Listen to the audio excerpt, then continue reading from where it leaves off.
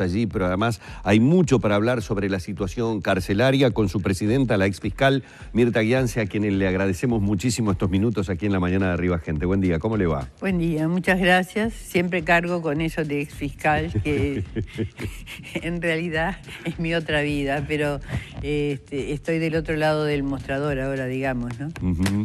Y una pequeña aclaración, en este momento no soy presidenta, nosotros tenemos presidencia rotativa. Yo soy directora, pero soy la encargada del Mecanismo Nacional de Prevención de la Tortura. Muy bien.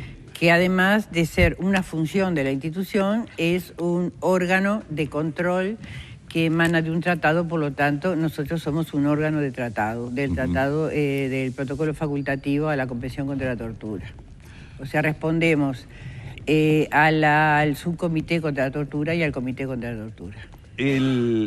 Digamos, las noticias que habitualmente damos sobre la situación carcelaria en nuestro país, esto lo digo simplemente con el termómetro de los 365 días del año, nos hablan por lo menos de lo que nosotros transmitimos a la ciudadanía, de un deterioro cada vez más creciente prácticamente de casi todas las situaciones de la población carcelaria. No estoy refiriéndome solamente a las situaciones, por ejemplo, de muertes, que las hemos estado noticiando desde hace poco tiempo, sino, por ejemplo, situaciones procesales, y dentro de los datos que arroja el informe se habla del bajo porcentaje de presos condenados con relación a la cantidad de presos procesados. Es uno de los datos preocupantes que surgen del informe de este año. Eso es una situación que no es solamente privativa de Uruguay, es una cuestión que abarca generalmente Iberoamérica, lo vimos eso en todos los encuentros que hemos hecho, y en este momento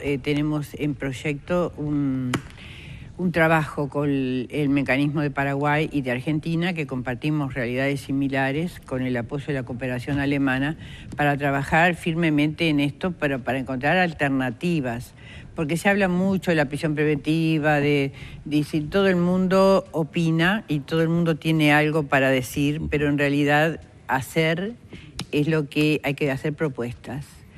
¿Cuáles son las propuestas? Bueno, alternativas a la prisión preventiva, que las existen y hay en todas partes del mundo, y que nosotros lo primero estamos incumpliendo todas las convenciones firmadas, porque lo primero es la prisión preventiva y después se verá. ¿Abusan mucho los jueces de la prisión preventiva? Bueno, yo no voy a decir en general los jueces, es como el sistema de justicia, todo que está ya como armado en torno a la prisión preventiva, y hay una presión social también con respecto a la prisión preventiva. Muy fuerte, ¿no? Muy fuerte, pero también tendría que haber alternativas que fueran válidas, o sea, que la persona que delinque y que tiene un delito, digamos, menor, que no es de gran peligro para la sociedad, nadie va a pedir que un homicida peligroso lo dejen con una medida cautelar, preventiva.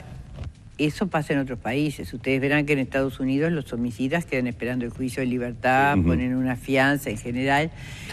Eso pasa en otros países. En Uruguay, a pesar de que el nuevo código puede prever algo similar, no lo veo concebible. Pero para que la sociedad tenga una garantía, tiene que haber una medida que sea realmente efectiva y que no sea meramente custodial, sino acompañar a la persona en el proceso de inserción en la sociedad, y que no sea solamente presentarse en la comisaría, como se utilizaba, o ir cada 15 días a determinado lugar o hacer trabajos comunitarios. Si no hay todo un equipo que sea multidisciplinario y que acompañe a la persona en su proceso de inserción en la sociedad, y de que asegurarse de que no reincida, si no, la sociedad no va a estar tranquila y no va a ser efectivo. El tema es que tenemos 6 de cada 10 reincidentes, ¿no? Es muy alto. Pero nosotros tenemos que pensar, hay un tema que me parece que no está bien determinado todavía, que es el costeo. ¿Cuánto nos cuesta un preso adentro y cuánto nos costaría un buen sistema de vigilancia? ¿Cuánto cuesta un preso hoy? No lo tengo ahora. Oí decir muchas cosas, pero no las voy a tirar acá porque sería una irresponsabilidad. Pero hay sistemas en muchos países, ustedes verán que en Europa es distinto, en Europa están cerrando cárceles. Pero están cerrando cárceles porque hay lugares donde se hace un seguimiento de la persona y se hace un seguimiento del grupo familiar, porque esa es hace que esa persona que delinquió, y no quiero hablar de delincuentes porque algunos cayeron en ese momento, hay otros que ya tienen una carrera, esa persona se inserta en un barrio, en una familia disfuncional, en problemas que los arrastra de antes, de repente en adicciones muchas veces, en problemas psiquiátricos que no son debidamente tratados. Y entonces todo eso es un todo que lo tienen que tratar todos los organismos del Estado, porque ahí está involucrado desde el Ministerio del Interior, que empieza por custodiar a los presos, hasta el MIDES, el tema de la vivienda, el tema de la familia, el Ministerio de Salud, es decir, el INAU. Hay una cantidad de cosas que tienen que ver con contener esa familia. Es difícil, ¿no? Pero en realidad lo que hacemos es meter a una persona, tenerla un tiempo, que salga y que vuelva a delinquir. Y eso no le sirve a nadie. Las cárceles no están reformando a nadie hoy. Las cárceles no están hay algunas experiencias que son interesantes. Recién veíamos una en el móvil. Faltan Ahora, más de este tipo, ¿no? Es decir, si ves más la Tablada, por ejemplo, es disímil la situación. La Tablada es un lugar donde hay una cantidad de experiencias muy interesantes. La Tablada es un lugar que funciona bien y que sale gente que después se inserta en la sociedad, que tiene hay que darle herramientas también para que se inserte. Claro, pero con un número reducido de privados de libertad respecto a los 10.400. Es una cosa la Tablada. Después, por ejemplo, ponemos la cárcel de Canelones como un ejemplo. Son como dos cárceles. Hay una cárcel donde funciona una panadería, una peluquería, donde la gente tienen como un supermercado de los propios. O hay como una el parte penal, que la está chacra bien. y el propio penal. Está bien esa parte de la cárcel. Y después hay otra parte que están hacinados los presos en condiciones lamentables y donde no hay unas condiciones mínimas de dignidad. Están entre la basura, en situaciones muy complicadas de hacinamiento, sin agua potable a veces. Entonces, todas esas cosas llevan a que la violencia intracarcelaria se incremente. Y la violencia intracarcelaria es la violencia de la afuera y que se vuelve a repetir cuando esa persona sale en libertad. Se ha planteado, obviamente, como uno de los problemas, como una suerte de círculo vicioso. Cada vez que se habla del tema seguridad o el tema inseguridad, como se le quiera mencionar, hablamos de que al no tener un programa, un sistema de verdadera reinserción de las personas que están detenidas, es casi como inevitable, lo digo esto entre comillas, que vuelvan a delinquir. Entre las medidas que se suponía, el presidente de la República llamó a todos los partidos a una suerte de comisión de seguridad y se habló mucho del sistema judicial y de este cambio que va a tener el proceso en donde los fiscales pasan a tener otro papel. ¿Es un elemento que verdaderamente pueda significar o redundar en una mayor seguridad para la sociedad y también en algún beneficio en la vida en los institutos carcelarios? ¿O de repente lo estamos sobredimensionando en cuanto a que pueda ser solución a alguno de estos problemas? Yo creo que se sobredimensiona, sí, porque ningún código mejora eso, ni ningún ministro del Interior también cambia esta situación, porque la violencia ya está instalada en la sociedad. Y entonces hay que atacar las causas de esa violencia. Pero además hay una cuestión que sí puede ser interesante, que el nuevo código puede hacer procesos rápidos y puede haber sentencias. Pero tenemos un tema ahí que yo le he planteado, que puede ser que me vaya del asunto principal, que es la Fiscalía ha sido fortalecida, está teniendo muchos recursos de todo tipo, va a haber muchos fiscales. El proceso puede ser rápido en ese sentido, pero el proceso rápido puede ir en detrimento de garantías, tanto de la persona que es investigada como de la víctima. Porque la víctima va a tener una participación en el proceso, pero no va a tener derecho a apelar la decisión del fiscal, ni existe en este código la figura del querellante privado, que existe en casi todos los países acá de la región. Claro, usted me está diciendo, para entenderlo un poco, que tal vez cometida una injusticia no hay posibilidad de poder arreglarlo dentro de ese proceso. Y que la víctima también tiene que tener derecho. Por ejemplo, el fiscal puede decir acá no hay delito y lo archivo. Y la palabra del fiscal es la definitiva. Hay un mecanismo que es que la víctima pueda pedir que el fiscal que el fiscal general designe otro fiscal subrogante, claro, y este fiscal subrogante lo estudie. Eso es una garantía, pero relativa, porque lo que tendría que tener la víctima es un derecho de recurrir ante el tribunal. O sea, mañana, no quiero hacer un ejemplo, me rapiñan en la calle. Yo reconozco al rapiñero, por ejemplo, digo, esto podría ser, es el rapiñero. El fiscal opina que la prueba no es suficiente, lo archivan. Yo, víctima, no tengo ningún recurso más que pedir que otro fiscal lo mire, pero no puedo ir al tribunal, ni puedo querellar privadamente. O sea, la querella privada significa que la persona damnificada puede concurrir al del tribunal y presentar a su vez su pretensión, como la presenta el fiscal. Eso en Uruguay no fue recibido en el código. Y creo que acá se habla mucho de las víctimas, eso sería una garantía para la víctima. Y creo que es importante también para que la víctima se sienta protegida. He sentido en estos días que el fiscal va a ser el protector de las víctimas. No, el fiscal no puede ser el protector de las víctimas porque es otro rol. La víctima, el fiscal acusa. El fiscal acusa. Y puede ser, sí, que se incline por la víctima porque piensa que hubo un hecho injusto, pero también puede ser que el fiscal no haya valorado la prueba en forma adecuada o que la víctima piense que no la valoró. Y ya que estamos en el nuevo código, ¿la sociedad está preparada para este cambio, para lo que va a implicar este cambio? Yo pienso que... Digo, ¿sabes por qué le pregunto?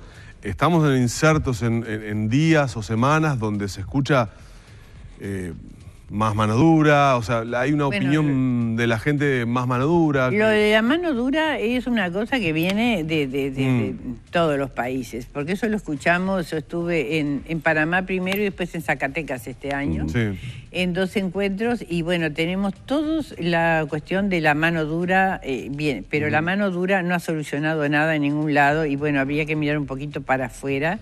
La mano dura, el aumento de penas, la prevención...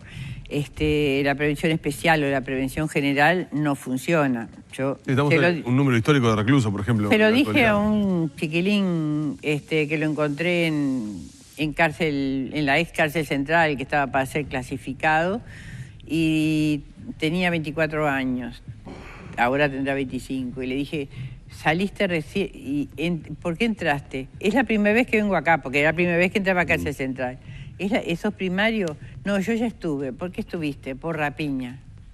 Y la rapiña son 5 años y 4 meses. Él había entrado con los 18 años, había salido a los 24, y había salido, y a los 3 días había cometido otra rapiña. O sea, no hay un proyecto de vida para el que sale. Y yo le dije, ¿y no te enseñan en la escuela la diferencia entre aborto y rapiña? Sí, le enseñan, pero es como... que se sienten, después de estar 5 años y 4 meses, o 5 años y 6 meses, o 6 años, no es cierto eso que los rapiñeros no cumplen la pena. Los que cumplen la pena así a muerte son los rapiñeros. Y el fiscal Subía dice que hay 11 mecanismos. No, el fiscal Subía dice muchas cosas, pero no estoy para discutir con el fiscal Subía.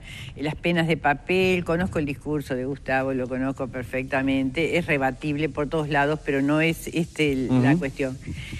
Pero en este país estamos viendo que el bien jurídico más valorado es la propiedad. No sé, el copamiento, por ejemplo, que hay copamientos y copamientos. Hay copamientos que son, por ejemplo, alguien que le arrimó la mesa en la puerta, es un caso que tuve, para que no saliera el hombre de adentro, y bueno, ese hombre quedó por copamiento, y como venía con agravantes, porque había habido con unos chicos que habían ido a tomar en ese lugar, él los había invitado, son 11 años de pena que se comió, ¿no? Entonces, de pronto un homicidio, homicidio simple, tiene 12 años de pena máxima. Entonces no es comparable la pena la dosimetría penal no está ajustada. No es comparable la pena de un homicidio común con el homicidio agravado. El homicidio agravado tiene más pena, pero con un copamiento, por ejemplo. Claro. Con un copamiento. Entonces, primero que habría que, muchos de los que hablan tendrían que visitar las cárceles y ver las condiciones en que se encuentran, y hay que partir de una vida digna para el preso. Decía el ministro Jorge Chediak hace pocas horas que En las cárceles, ahora a propósito incluso de la visita de cárceles y la gracia que otorga la Suprema Corte a algunos reclusos, en la cárcel hay privados de libertad que tienen que tener una segunda oportunidad porque, bueno, en definitiva, se equivocaron y tienen que tener, pero que hay presos o privados de libertad irrecuperables. Bueno, yo no usaría la palabra irrecuperables. Hay gente que ha hecho su modus vivendi de eso, entra y sale, y tal vez haya maneras de llegar. Todos los criminólogos opinan en todos lados, y acá se escucha poco la opinión de gente que sabe, pero sí de muchos opinólogos, de que hay maneras de que esa gente pueda llegar a insertarse en la sociedad de alguna manera. Y conozco, no lo voy a nombrar ahora, pero conozco a alguien que entró y salió toda su vida de la cárcel. Claro, eran estafas, usurpación de títulos. Es un artista, en este momento está haciendo una obra que es muy interesante. Está viejo, todo el mundo lo apoya. Trabajó en teatro en la cárcel, todo ese tipo de teatro, murga que se hizo en la cárcel, que se perdió. Que se perdió en el CONCAR, ha llegado a ser una bomba de tiempo por la cantidad de gente que está ahí y por los distintos perfiles, porque además hay una cuestión de separar la gente por distintos perfiles. Lo que me estabas diciendo es cierto. Hay gente que ya tiene años adentro, que camina, como dicen ellos, en la cárcel, y otros que entran como angelitos y que están obligados después a pagar los peajes. Todo eso lo sabe todo el mundo. Hay pocos funcionarios, hay muchísimos presos, tenemos un índice de prisionalización altísimo, de los más altos de América. Solamente Estados Unidos creo que nos supera. Y además está el tema de los adolescentes privados de libertad, tenemos un índice altísimo también. Altísimo. ¿Están mal clasificados los reclusos? Están mal clasificados y no sé si tienen lugar donde ponerlos, porque hacen una clasificación primaria y después cuando los van a repartir no siempre van al lugar donde deben ir, porque no hay lugar. Es un placer hablar. Bueno, lo dijo en más de una oportunidad, hablando de que hay muchos opinólogos y que uno escucha un montón de cosas y gente que, bueno, interviene dentro del sistema y no tiene el conocimiento que refleja la doctora Mirta Gianzi. Es un placer hablar con ella. Tenemos que ir cerrando y habría infinidad de preguntas más para seguir solamente haciendo. nos abocamos a un solo capítulo. Hay un solo capítulo, temas, exactamente. Y nosotros, claro que nosotros visitamos desde los bebés del Pereira Rosell, claro, hasta establecimientos psiquiátricos. Estamos previendo el tema de residencias de ancianos.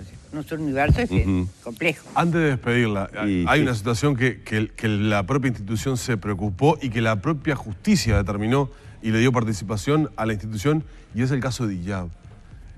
Bueno, el caso de Diyab, estamos haciendo lo posible. Hay tratativas que son, como son de tipo diplomático, tienen que mantenerse en reserva. ¿Pero hay alguna alternativa, Mirta? Se supone que sí, pero son cosas que no... Cuando las alternativas se ponen de manifiesto es cuando se... Dejan de serlo. Dejan de serlo. Ahora que Mirza públicamente dijo que dejaba de ser el nexo... Mirza, Los Sentidos de Mañana, dijo que no dejaba de ser el nexo. Ah, ¿no? Sí, porque esas noticias de prensa, dijo que él iba a continuar siendo el nexo. Ayer de tarde lo dijo acá que dejaba de ser. Bueno, hoy de un mañana, arrebato que le vino de impotencia. No sé, en una radio que iba pasando, no sé qué radio, iba diciendo, hablando Mirza, que no dejaba de ser el nexo. Que queda, bueno. Claro. Muchísimas gracias. Ha sido un placer tenerla.